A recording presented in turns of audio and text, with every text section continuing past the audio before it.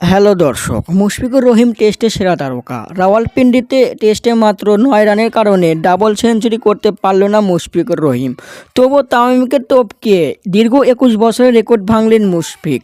পাকিস্তানের বিপক্ষে টেস্টে গড়লেন যে কীর্তি, ৩৪১ বল খেলে ২২-৪ ও একটি ছক্কায় ১৯১ রান করেন মুশফিক। দীর্ঘ ২১ বছর পর রেকর্ড ভাঙলেন মুশফিকুর রহিম।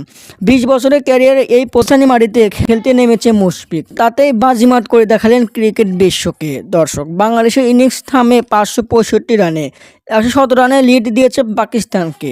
এদিকে ক্যারিয়ারে ১১ নম্বর সেঞ্চুরি করলেন মুশফিক। পাকিস্তানে এর আগেও ২০০৩ সালে হাবিবুল বাশার ও জাভেদ ওমর করেছিলেন সেঞ্চুরি। দীর্ঘ ২১ বছর পর সেঞ্চুরি করে রেকর্ড করলেন মুশফিক। বাংলাদেশের টেস্টে তামিমকে টপকিয়ে দ্বিতীয় নম্বরে এসেছে মুশফিকুর রহিম। সেঞ্চুরিতে আসলো সুখবর, এক টেস্ট খেললে পাবেন ১২ লক্ষ টাকা। দর্শক, টেস্টে বাংলাদেশ কি পারবে নাকি হারবে, আপনাদের মতামত কি কমেন্টের মাধ্যমে জানিয়ে দিন। ধন্যবাদ।